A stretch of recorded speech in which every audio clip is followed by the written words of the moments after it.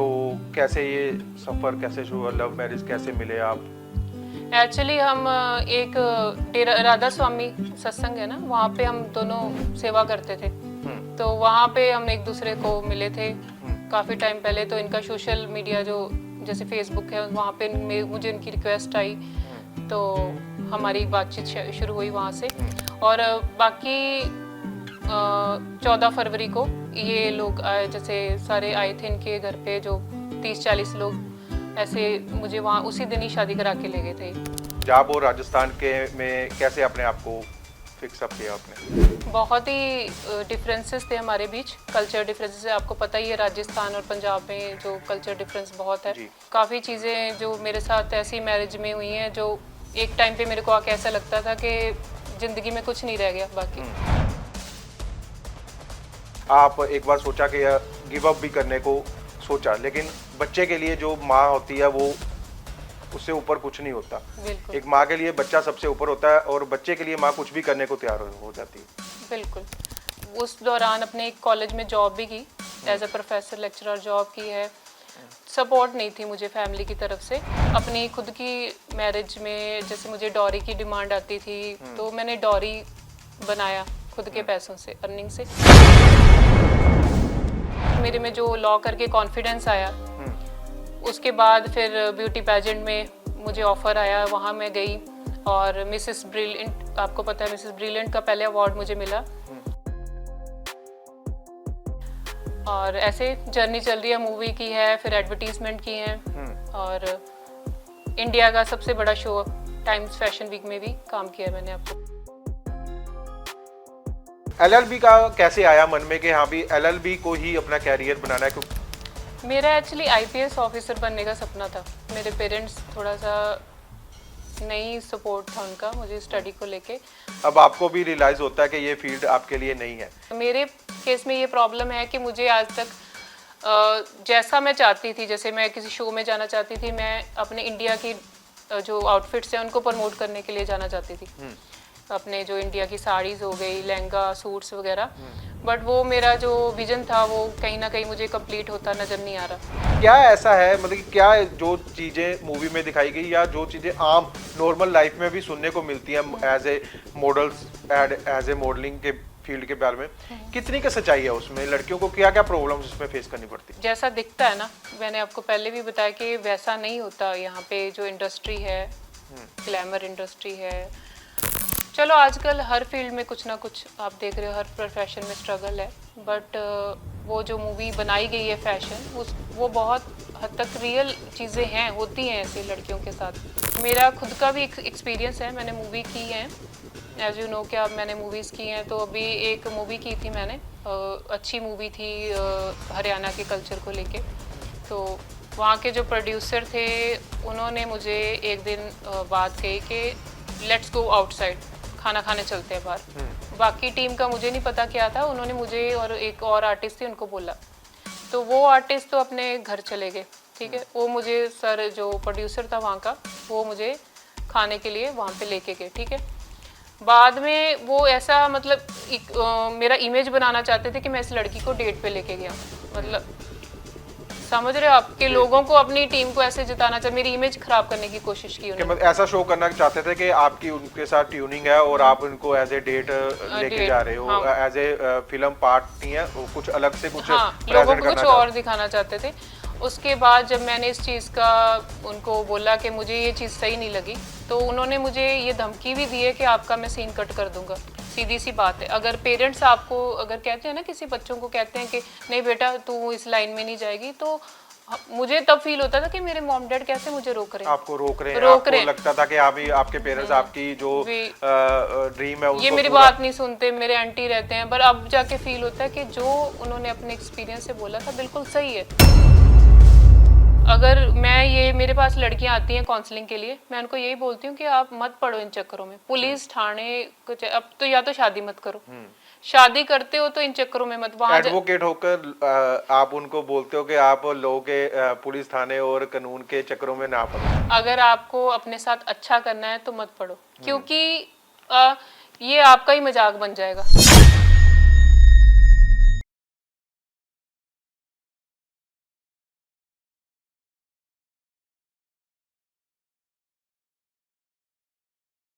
पंखों से नहीं हौसलों से उड़ान होती है, अभी तो नापी है मुट्ठी भर जमीन, अभी पूरा आसमान बाकी है।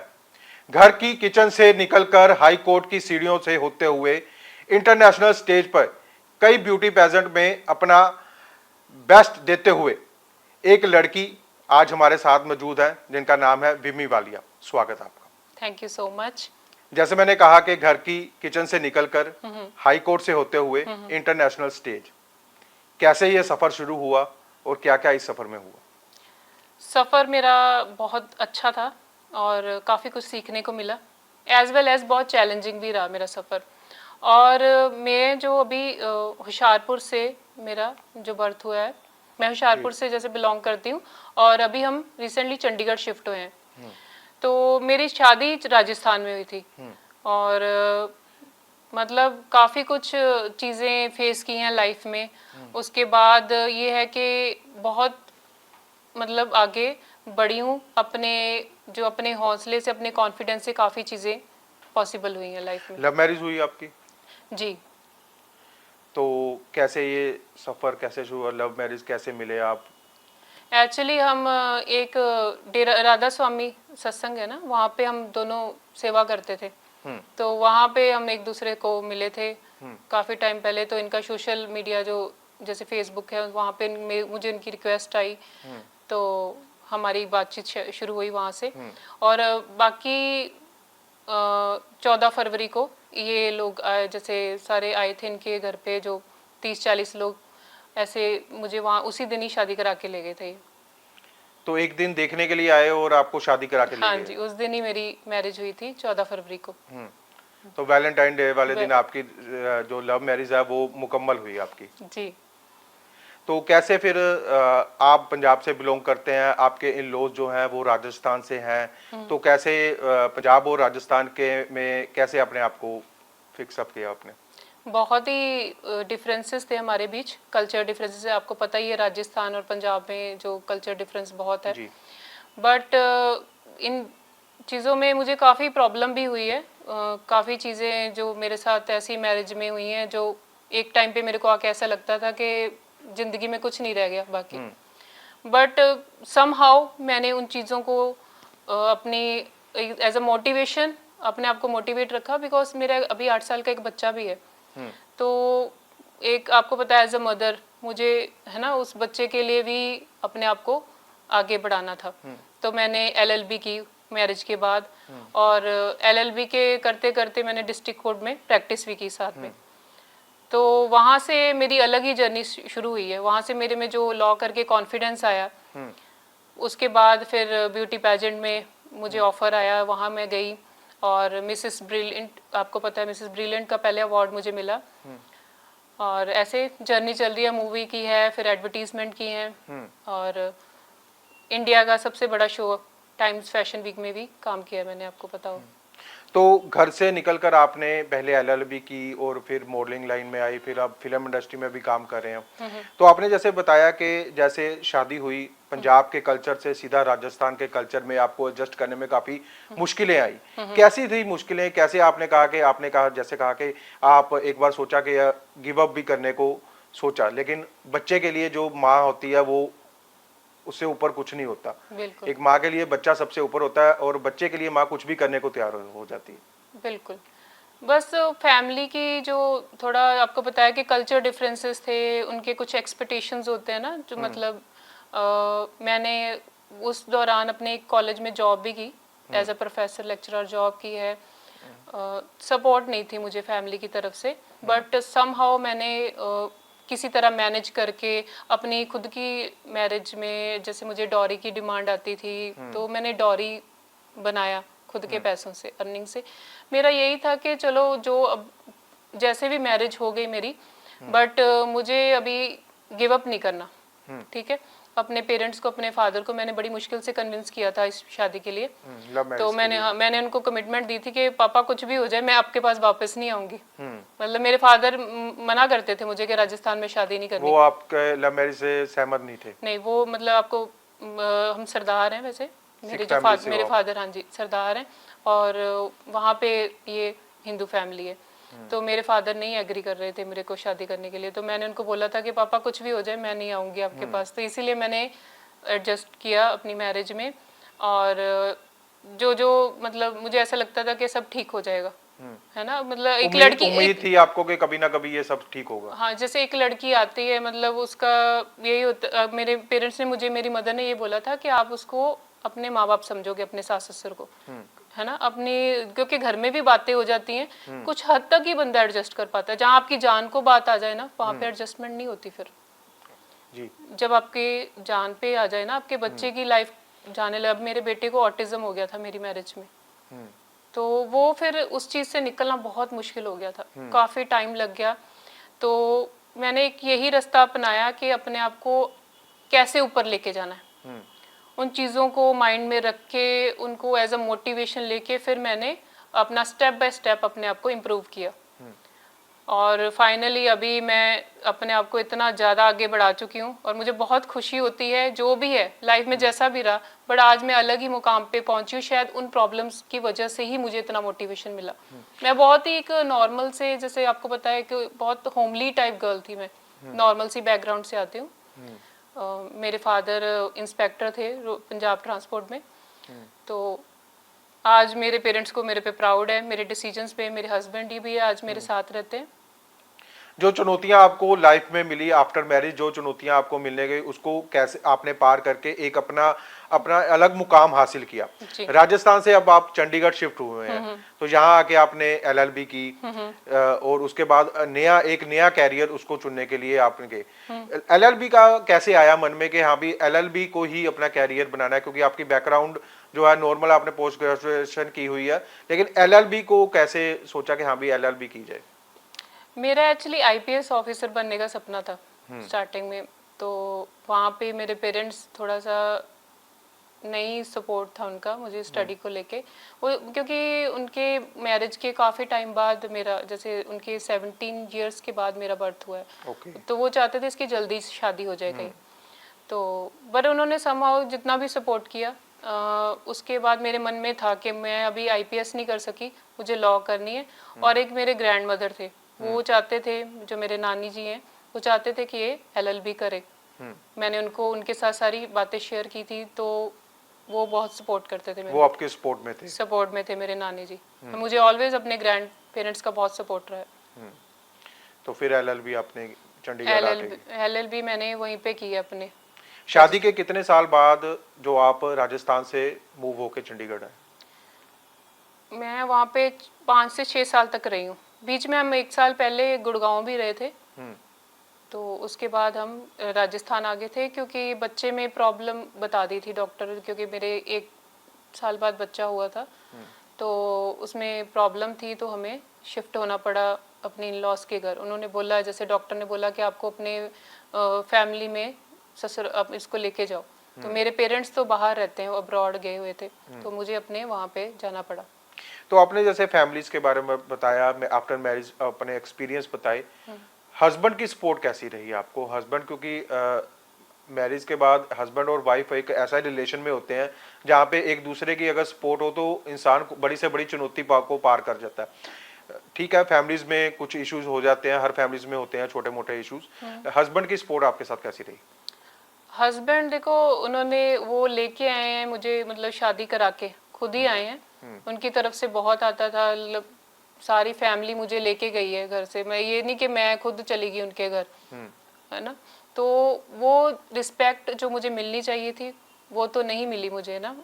बट क्या है ना, एक जो हस्बैंड है वो फंस जाता है, अपनी जो पेरेंट्स है उनका भी नहीं उनको कुछ कहने के रहता, मतलब अपने पेरेंट्स को भी डायरेक्ट नहीं कुछ कह पाता, मदर और वाइफ के रिलेशन के बीच में हस्बैंड जो है फंस जाता है, मतलब हस्बैंड फंस जाता है दोनों के बीच में। तो पहले चलो जैसा रहा, उसके बाद हमने जब अभी सेपरेशन लिया है फैमिली से, अभी चंडीगढ़ में शिफ्ट हुए हैं, तो उन्होंने सपोर्ट किया है मुझे। उन्होंने काफ़ी ज़्यादा उनमें चेंजेस आए हैं और उन्होंने मुझे सपोर्ट किया, और मैं अभी बहुत खुश हूँ अपनी लाइफ में, जहाँ पे भी हूँ बहुत खुश हूँ। तो एलएलबी का जो डिसीजन था वो आपका इंडिविजुअल डिसीजन था कि हस्बैंड के साथ पूरी उनके सपोर्ट के साथ आपने? नहीं, एलएलबी का मेरा ही डिसीजन था। मैं कॉलेज में जॉब करते करते मेरे मन में आया कि मुझे आगे भी स्टडी कंटिन्यू करनी है, क्योंकि मैंने पोस्ट ग्रेजुएशन की थी पॉलिटिकल साइंस में। तो मैं अपनी स्टडी से खुश नहीं थी कि मुझे और करना है। अभी भी मैं एलएलएम और जुडिशरी की तैयारी कर रही हूँ। मैं स्टडी नहीं छोड़ सकती, मुझे मतलब बहुत शौक है पढ़ाई का, स्टडी से प्यार था मतलब बहुत आपको? ज़्यादा। अभी भी मेरे मन में शौक है कि मेरा जुडिशरी एग्ज़ाम क्लियर हो जाए। हाँ, मॉडलिंग करती हूँ वो अलग है, मतलब इस फील्ड को एज अ पैशन मैंने ज्वाइन किया, बट मेरा अभी जुडिशरी सर्विसेज की तरफ मेरा मन है। तो लगता कि आज जैसे आज आप जुडिशली आपका एक मन है कि जुडिशली क्लियर हो जाए, तो स्टडी में आपका शुरू से ही आपको लगा है कि स्टडी अच्छी लगी है और उसमें आपका मन भी लगता रहा, तो लव मैरिज अब आज के फेस में लगता है कि अगर कुछ साल और मैरिज लेट हो जाती तो आज किसी अलग मुकाम पे होते? बिल्कुल, ये तो लगता ही है कि मैरिज थोड़ा लेट होती तो आज मैं अलग ही मुकाम पे होती। जैसा टैलेंट था, जैसा एम्बिशियस थी मैं अपनी ड्रीम्स को लेके, तो मुझे ऑब्वियसली लगता था कि मैरिज थोड़ा लेट ही होना चाहिए। बाकी मैंने अपने आसपास और अपने कुछ ऐसे आसपास माहौल देखा था कि मेरा तो मैरिज पे विश्वास ही नहीं था मोस्टली। तो मैंने जब इनको अपने हस्बैंड को मैं मिली हूँ, तो मैंने इनको देखा, ये बहुत सेवा करते थे वहाँ पे डेरा ब्यास में, और इनकी फैमिली भी स्पिरिचुअल, इन्होंने बताया कि मेरे मम्मा सत्संग करता है, तो मेरा स्पिरिचुअलिटी पे बहुत वहाँ पे ध्यान था। तो इसीलिए मैंने इसको चूज किया कि मैं भी इस अच्छी मतलब as a person, as a husband आपको लगा कि ये पर्सन जो है मेरी स्पिरिचुअल जर्नी में मेरी हेल्प हो जाएगी, मतलब मैं स्पिरिचुअल अपनी जर्नी को कंटिन्यू करना चाहती थी। तो बाकी है, चलो मैरिज है ना, पूरी सोसाइटी के लिए जरूरी है, करना ही है मैरिज। तो एलएलबी करते करते लोगों के केस लड़ते लड़ते लोगों को इंसाफ दिलाते दिलाते आप मॉडलिंग में कैसे आगे? मॉडलिंग तो एक बिल्कुल अलग उसका नेचर है और अलग जो फील्ड है, अलग इंडस्ट्री है, वो अपने आप में एक मुकम्मल इंडस्ट्री है। एलएलबी से मॉडलिंग का सफर कैसे हुआ? एक्चुअली मैंने आपको जैसे बताया अभी पहले कि मैं कॉलेज में जॉब करते मेरे मन में था कि मुझे अपनी स्टडी कंटिन्यू करनी है।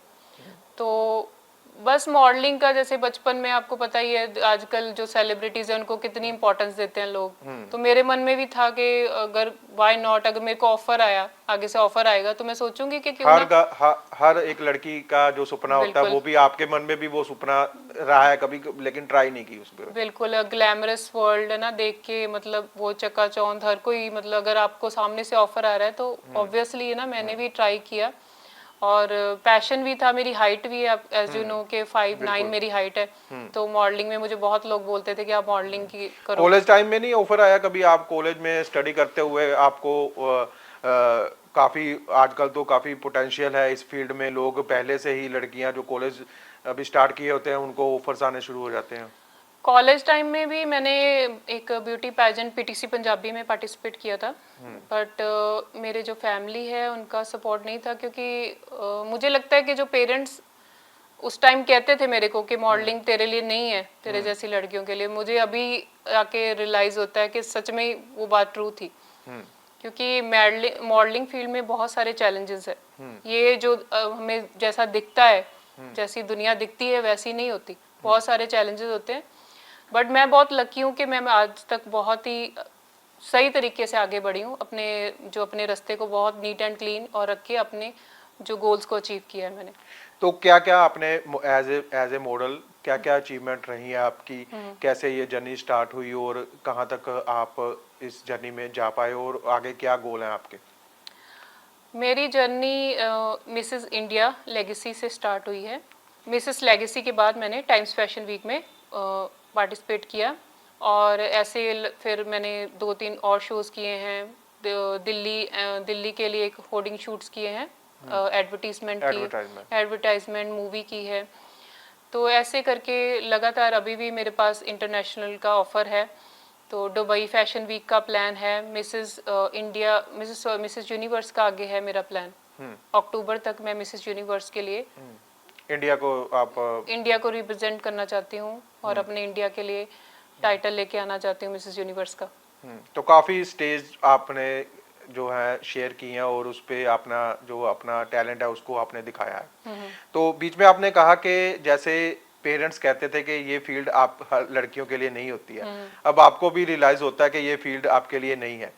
कैसा ऐसा एक्सपीरियंस, क्या एक्सपीरियंस रहा जो अब आपको इतने शोज करने के बाद, इतने शोज करने के बाद, इवेंट्स करने के बाद आपको ये रियलाइज हो रहा है कि ये फील्ड लड़कियों के लिए नहीं है? एक्चुअली मैं तो बहुत लकी हूँ कि मुझे ऐसा कुछ फेस नहीं करना पड़ा, बट जहाँ तक मैं लड़कियों से मिलती हूँ, जो फ्रेशर आती हैं लड़कियाँ, नई नई फील्ड में आती हैं, तो कुछ ऐसी स्टोरीज हैं, कुछ ऐसी चीज़ें हैं जो मतलब आपको पता ही है। एक मूवी भी बनी है, फैशन मूवी है, तो प्रियंका चोपड़ा और हीरोइन भी आपने देखी होगी, सब उसमें मूवीज में सच ही दिखाया गया है। तो वैसी चीज़ें होती हैं, रियल यहाँ पे भी होती हैं, बट आप कितने अवेयर हो ये मैटर करता है। अगर आप अवेयर हो सारी चीज़ों से, आपको सक्सेस एक राइट ट्रैक पे रह के करनी है तो आप कर सकते हो। आप में पोटेंशियल है, आप में कॉन्फिडेंस है, तो आप अच्छे तरीके से कोई भी प्लेटफॉर्म को हासिल कर सकते हो। मेरे केस में ये प्रॉब्लम है कि मुझे आज तक जैसा मैं चाहती थी, जैसे मैं किसी शो में जाना चाहती थी, मैं अपने इंडिया की जो आउटफिट्स हैं उनको प्रमोट करने के लिए जाना चाहती थी, अपने जो इंडिया की साड़ीज हो गई, लहंगा सूट्स वगैरह, बट वो मेरा जो विजन था वो कहीं ना कहीं मुझे कंप्लीट होता नजर नहीं आ रहा। मुझे डिज़ाइनर्स ऐसे मिले हैं कि मुझे आउटफिट ऐसी पकड़ा देते हैं जिसको पहन के मैं बहुत अनकंफर्टेबल होती हूँ। लाइक मेरे टाइप की ड्रेसेस मुझे नहीं मिली, तो इसीलिए मैंने सोचा कि अब मैं मॉडलिंग नहीं करूँगी, मैं अपना कुछ ऐसा करूँगी जिससे मैं इंडिया को इंटरनेशनल स्टेज पे रिप्रेजेंट करूँ। मॉडलिंग के बारे में बहुत कुछ सुनने को भी मिलता है, जैसे आपने बताया कि फिल्म्स का जिक्र किया आपने, उसमें जो रियलिटी है कहीं ना कहीं उसको उन्होंने शो करने की कोशिश की है कि इस फील्ड में जो लड़कियों को चैलेंजेस फेस करने पड़ते हैं और जो लड़कियों को बहुत कुछ देखना पड़ता है, वो इसमें मूवी में दिखाया गया। क्या ऐसा है, मतलब कि क्या जो चीजें मूवी में दिखाई गई या जो चीजें आम नॉर्मल लाइफ में भी सुनने को मिलती हैं as a models, as a modelling के फील्ड के बारे में, कितनी का सच्चाई है उसमें? लड़कियों को क्या क्या प्रॉब्लम्स इसमें फेस करनी पड़ती हैं? जी, जैसा हमें जैसा दिखता है ना, मैंने आपको पहले भी बताया कि वैसा नहीं होता यहाँ पे। जो इंडस्ट्री है, ग्लैमर इंडस्ट्री है, चलो आजकल हर फील्ड में कुछ ना कुछ आप देख रहे हो, हर प्रोफेशन में स्ट्रगल है, बट वो जो मूवी बनाई गई है फैशन, वो बहुत हद तक रियल चीज़ें हैं, होती हैं ऐसे लड़कियों के साथ। बाकी ये है कि मेरा खुद का भी एक्सपीरियंस है, मैंने मूवी की है, एज यू नो कि अब मैंने मूवीज़ की हैं, तो अभी एक मूवी की थी मैंने, तो मुझे वहाँ से इनविटेशन आया, तो मैं गई हूँ मूवी के लिए। अच्छा रोल था, काफ़ी है ना, अच्छी मूवी थी, हरियाणा के कल्चर को लेके। तो वहाँ के जो प्रोड्यूसर थे उन्होंने मुझे एक दिन बात कही कि लेट्स गो आउटसाइड, खाना खाने चलते हैं बाहर।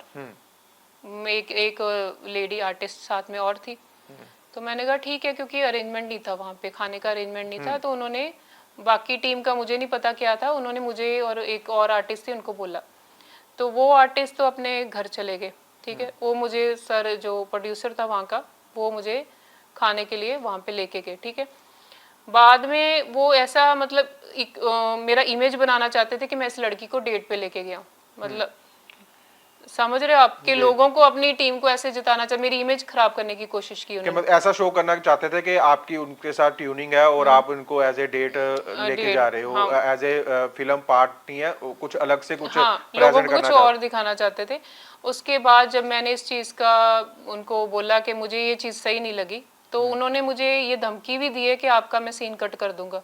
आपको सीधा धमकी दी कि अगर आप जो आपने उसको मना किया या जो वो चाहते थे उसको नहीं होने दिया, तो उन्होंने सीधा आपको कहा कि आपको आपका रोल कट कर दूंगा? बिल्कुल, रोल कट। ओ एक्चुअली पता, अगले दिन नेक्स्ट डे उन्होंने, जैसे मुझे कोई मेरा सीन था, नेक्स्ट डे भी शूट था, 3-4 दिन का शूट एक पहले सीन का था, तो लास्ट डे उन्होंने मुझे कोई बात, स्क्रिप्ट लिखी हुई थी, मुझे समझानी थी, तो वो ऐसे बात करते करते ना मेरे बहुत क्लोज आ रहे थे। मैंने उनको बोला कि एक आप डिस्टेंस मेंटेन रखो, आपको थोड़ा सा पता होना चाहिए कि शूट के समय, एज ए शूटिंग फील्ड में, हाँ, कि आपको रिस्पेक्ट का ध्यान होना चाहिए। एक आर्टिस्ट आता है, आपको उसकी रिस्पेक्ट और डिग्निटी का पूरा ध्यान होना चाहिए, बट फिर वही है ना इशू, उन्होंने फिर बाद में जब मैं आ गई तो उन्होंने ये बस बात हुई है कि हाँ आपका रोल, उन्होंने अभी पोस्टर रिलीज हुआ है तो उन्होंने मेरा नाम भी इंक्लूड नहीं किया, बट सम मुझे अपना काम का जो था, जो भी उन्होंने पेमेंट दिया है तो मुझे मेरा काम हो गया सॉर्ट, मैंने मुझे अब रखे ना रखे मुझे कोई फर्क नहीं पड़ता, क्योंकि मेरे पास अपॉर्चुनिटीज की कमी नहीं है।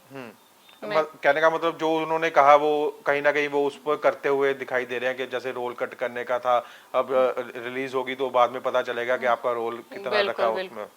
उन्होंने मुझे रिप्लेस करने की भी धमकी, बहुत कुछ बोला उन्होंने मेरे को, बट चलो अब देखते हैं क्या उन्होंने किया। अमेज़न प्राइम पे उनकी मूवी रिलीज होगी।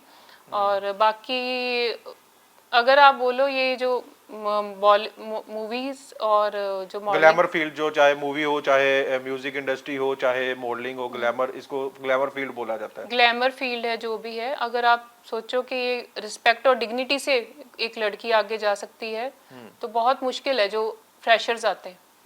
अगर आपके पास पैसा है या आपके कॉन्टैक्ट्स हैं तो आप बहुत स्मूथली जा सकते हो, जैसे नेपोटिज्म का वर्ड आया था ना बीच में, बिल्कुल। तो वो है कि आप अगर आपके कॉन्टैक्ट्स हैं, पैसा है तो आप बहुत, तो आपके लिए अपॉर्चुनिटीज काफी हैं। काफी है। अगर आप फ्रेशर्स हो, टैलेंट, रियल टैलेंट की कदर बहुत कम है जी। तो इस फील्ड में मतलब कि अगर कोई लड़की कुछ सपने लेके, बचपन से सपने होते हैं जैसे आपका भी सपना रहा है, तो अपने सपनों को पूरा करने के लिए इस फील्ड में आती है तो उसके लिए काफी चैलेंजेस है। कुछ सुनने को जैसे आजकल मिलता है लड़कियों को कुछ भी हासिल करने के लिए कॉम्प्रोमाइज करने के लिए बोलते हैं, या कुछ ऐसा उनको इनडायरेक्टली कहा जाता है। कितनी की सच्चाई है इसमें, कुछ जो इस फील्ड में अगर बता पाओ, अगर कुछ एक्सपीरियंस आप। ये पर्सन टू पर्सन डिपेंड है। वो एक आप कितने अवेयर हो, आपको किस रास्ते से आगे बढ़ना है, या आपके लिए ओके हैं ये सारी चीजें, तो आप आगे बढ़ सकते हो। अगर आप अपनी रिस्पेक्ट और डिग्निटी को प्रायोरिटी दे रहे हो तो आपके लिए ये फील्ड नहीं है। सीधी सी बात है। अगर पेरेंट्स आपको अगर कहते हैं ना, किसी बच्चों को कहते हैं कि नहीं बेटा तू इस लाइन में नहीं जाएगी, तो मुझे तब फील होता था कि मेरे मॉम डैड कैसे मुझे रोक रहे हैं, आपको रोक रहे हैं, आपको लगता था कि आप ही, आपके पेरेंट्स आपकी जो ड्रीम है उनको, ये मेरी बात नहीं सुनते, मेरे आंटी रहते हैं। पर अब जाके फील होता है कि जो उन्होंने अपने एक्सपीरियंस से बोला था बिल्कुल सही है।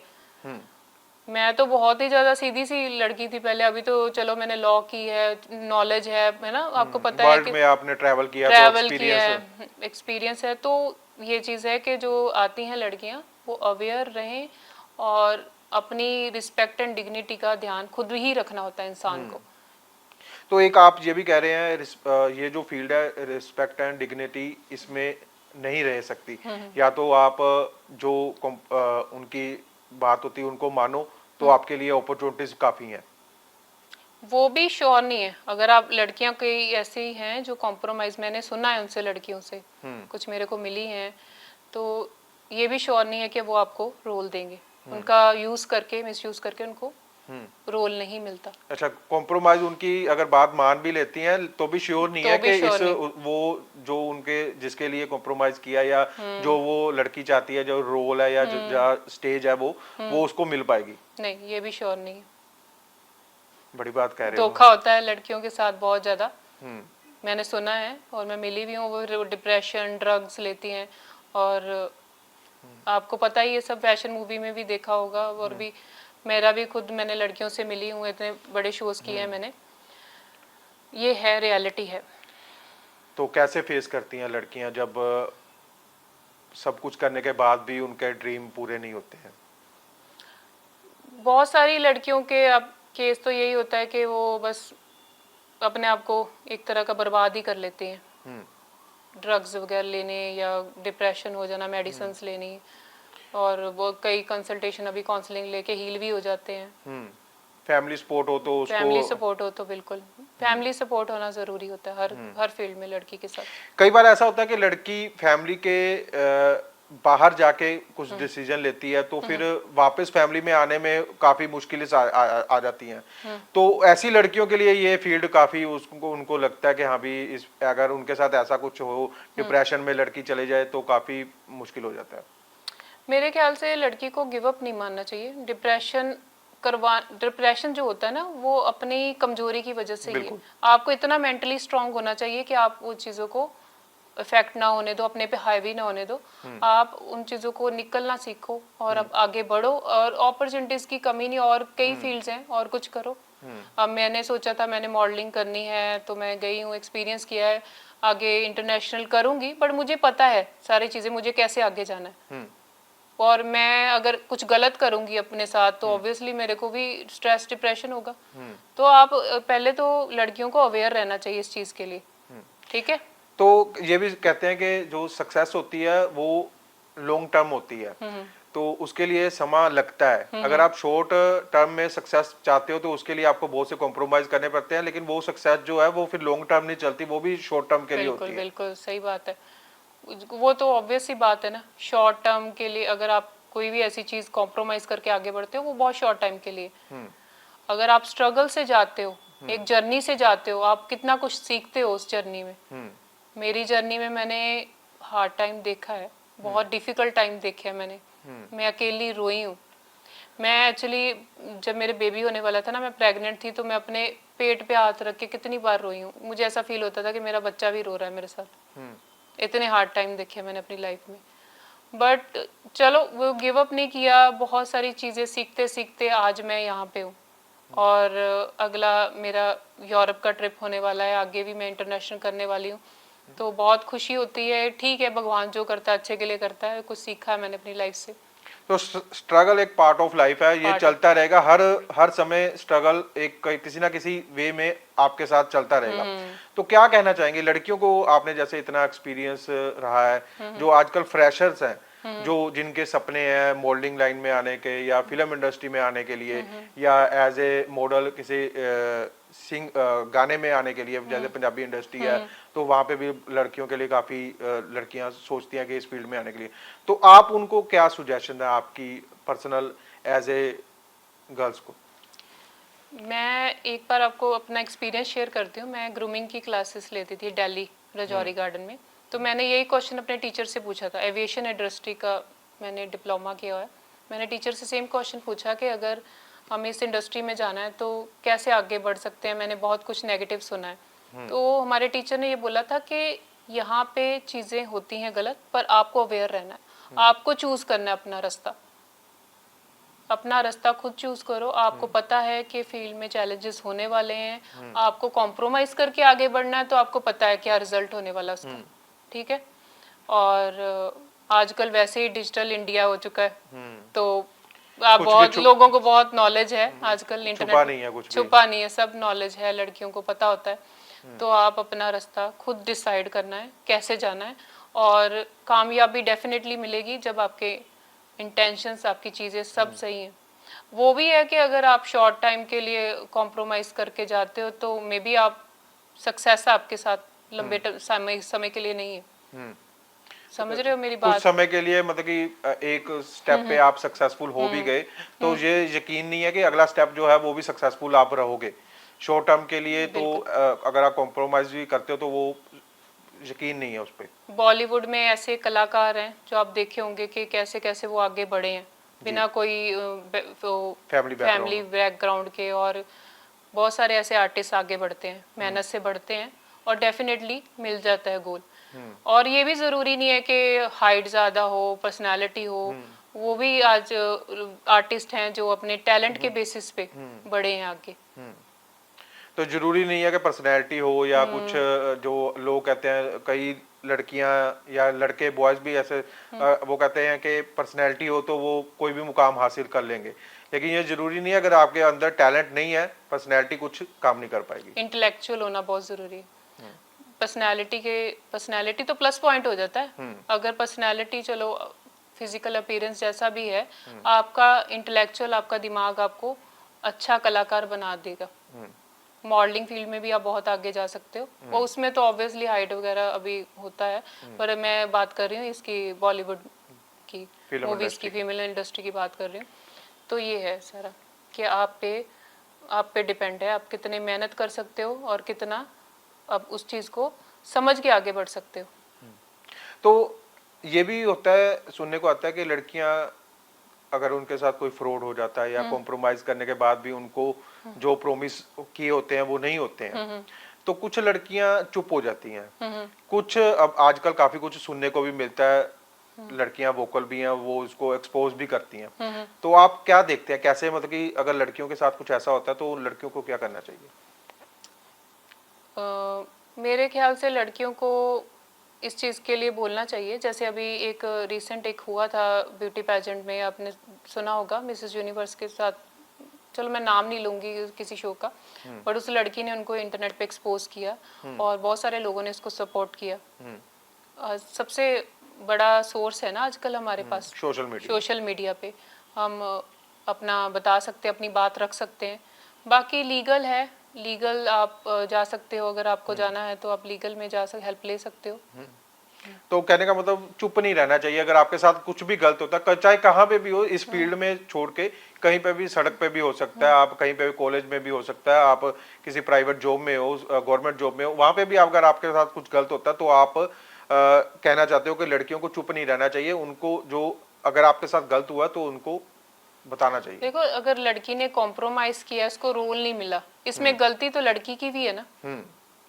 लड़की ने क्यों किया ऐसा, जब उसको पता था कि इसका नहीं भी हो सकता या हो भी सकता है। हाँ, आजकल ये कॉन्ट्रैक्ट वगैरह भी करते हैं, कॉन्ट्रैक्ट हो ना चलता है, तो कॉन्ट्रैक्ट के बेसिस पे है या कुछ।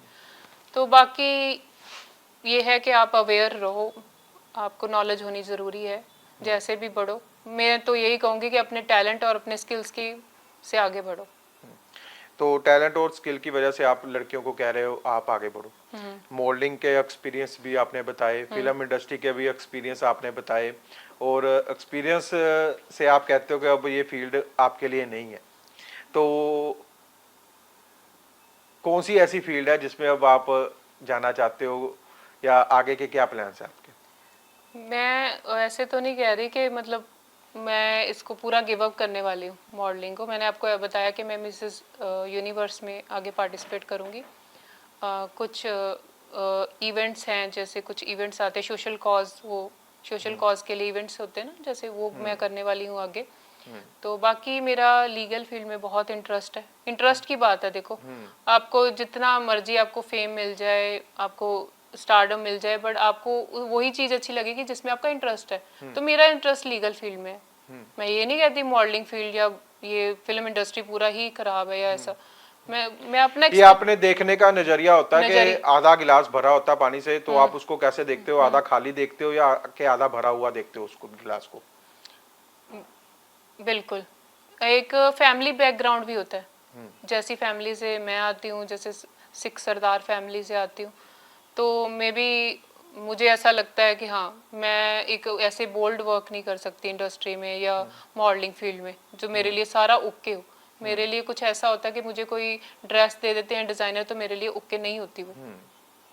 तो सब कुछ मतलब कि एक्सेप्टेबल नहीं होता, एक्सेप्टेबल नहीं होता। वो आपको बहुत ओपन माइंडेड है ना होना पड़ता है इस फील्ड के लिए। क्या जैसे तो कहने का मतलब कहीं ना कहीं अपनी दिमाग की शक्ति बंद करके दूसरे का जो निर्भर होना पड़ता है कि जो दूसरा कहता है वो सही है। बिल्कुल, एडजस्टमेंट तो हर जगह ही करनी पड़ती है। देखो, एडजस्टमेंट, बाकी कॉम्प्रोमाइज और एडजस्टमेंट दोनों अलग चीजें हैं ना। तो एडजस्टमेंट तो आपको जैसे फैमिली में भी एडजस्ट करना पड़ता है, कुछ हद तक होती हैं वो भी, और ये इस फील्ड में भी। बट हाँ, मैं ये मानती हूँ कि रिस्पेक्ट और डिग्निटी के साथ कभी भी समझौता करना ही नहीं चाहिए। और ये फील्ड जो है इसमें रिस्पेक्ट और डिग्निटी इतना एक साथ नहीं चल सकती। नहीं, इतना नहीं मिलेगा। अगर आप किसी मुकाम तक पहुंच जाते हो, बहुत जैसे मतलब एक अच्छा लेवल अचीव करते हो, तो बाय लक बहुत साल लग जाते हैं, बाय लक किसी को जल्दी भी मिल जाता है। और ये है। तो आपने कहा कि लोग आपने कर रहे हो और जुडिशली में जाना चाहते हो, तो उसके लिए अब क्या प्लान कर रहे हो, कैसे तैयारी कर रहे हो? क्योंकि वो भी एक बड़ा चैलेंजिंग फील्ड है और उसमें भी काफ़ी कॉम्पिटिशन्स है, कैसे उसको आप कर रहे हो? एज आई टोल्ड यू कि मैंने कॉलेज में जॉब की थी एज अ लेक्चरर, तो वहाँ से मुझे मोटिवेशन आया था, मैंने लॉ भी की। तो मुझे बच्चों को पढ़ाते पढ़ाते ये रियलाइज़ हुआ कि हम पढ़ाने से, सिखाने से भी किसी को बहुत ज़्यादा अपनी नॉलेज को पक्का कर लेते हैं। तो मैंने अपनी लॉ की डिग्री जो की है, ग्रेजुएशन टाइम से ही, फर्स्ट ईयर से मैंने ऐसे तैयारी की थी कि मुझे आरजेएस करना है। ये एडवोकेसी तो प्रैक्टिस मैंने की है क्योंकि कंपलसरी आजकल अगर आपको judiciary officer. RJS Rajasthan judicial services. जी।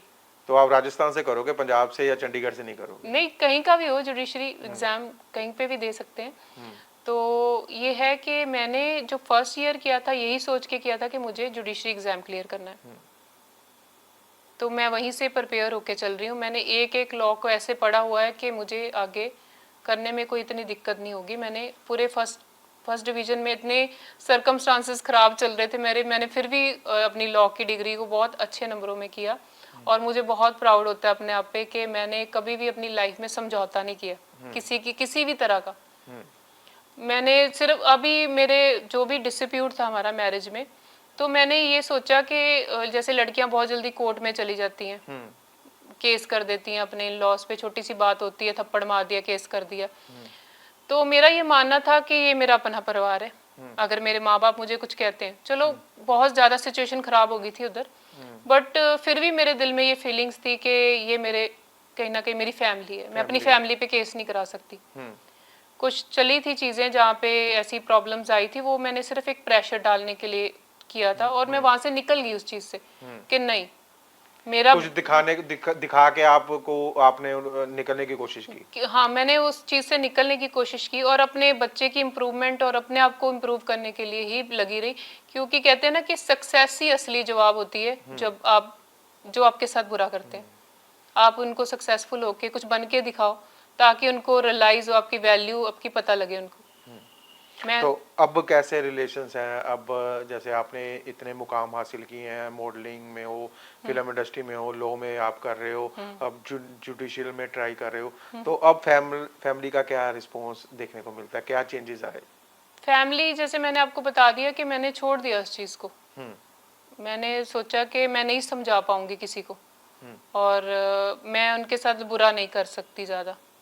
तो आपने मतलब कि अपने ड्रीम्स के लिए लोगों का सुनना बंद कर दिया, लोग जो कहते हैं उनको कहने दिया, और आप अपने जो आपके ड्रीम है उसके पूरा करने में आप अपने को लगा रहे हैं। मुझे लोगों ने बहुत बोला कि आपने लॉ कर रखी है, आप इन पे केस क्यों नहीं करते। कई लोगों ने मुझे ऐसे बोला, बट मैंने आपको बताया कि जैसे मैंने उनको अपनी फैमिली माना था, तो मेरा ये कहीं ना कहीं सॉफ्ट कॉर्नर जो होता है ना कि अपनापन जैसा, मैंने तो उनको एक्सेप्ट किया था एज अ फैमिली। उनकी तरफ से क्या था मुझे नहीं पता। मुझे बहुत सारे लोग ऐसे करते थे कि इनकी बेटी पे भी करवा दो केस, इनको पता लगे कि दूसरों की बेटी के साथ कैसे गंदा किया। कुछ सलाह बहुत देने वाले थे ऐसे, मुझे मिसगाइड करने वाले, बट मैंने नहीं सुना किसी को। अगर मैं ये मेरे पास लड़कियां आती हैं काउंसलिंग के लिए, मैं उनको यही बोलती हूँ कि आप मत पड़ो इन चक्करों में, पुलिस थाने कुछ, अब तो या तो शादी मत करो, शादी करते हो तो इन चक्करों में मत। वहां एडवोकेट होकर आप उनको बोलते हो कि आप लोगों के पुलिस थाने और कानून के चक्करों में ना पड़ो। अगर आपको अपने साथ अच्छा करना है तो मत पड़ो, क्योंकि ये आपका ही मजाक बन जाएगा। क्योंकि कोर्ट जो है ना, ये मतलब क्रिमिनल केसेस और मैटर्स के लिए, आप फैमिली के मैटर्स फैमिली डिस्प्यूट जो घर में बैठ के सॉर्ट हो जाए आपके। अगर आपने एक बहू, घर की इज्जत होती है, अब बहू कोर्ट जा रही है, आप अपनी सारी फैमिली जा रही है, सारी फैमिली जा रही है, तो यही है कि आप मतलब अपना मजाक बना रहे हो सोसाइटी में।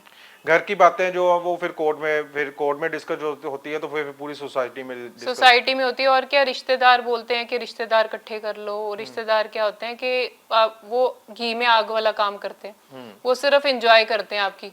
आप बढ़ाई जाएंगे लड़ाई को और आपको बस, मैंने देखे हैं लोग ऐसे, वो सिर्फ आपकी जो लड़ाई को एंजॉय करेंगे, उनको आपकी ग्रोथ को रोकने की कोशिश करेंगे। अगर जैसे मेरे हस्बैंड बहुत, जैसा आजकल डेली सोप्स में नजर आता है, फैमिली ड्रामा में नजर आता है, जो वो सब रियलिटी में भी ऐसा ही होता है। रियलिटी में भी ऐसा होता है। मेरे हस्बैंड इतने एजुकेटेड है, लोग बोलते हैं उनको ज्यादा आसपास वाले लोगों ने इन्फ्लुएंस किया।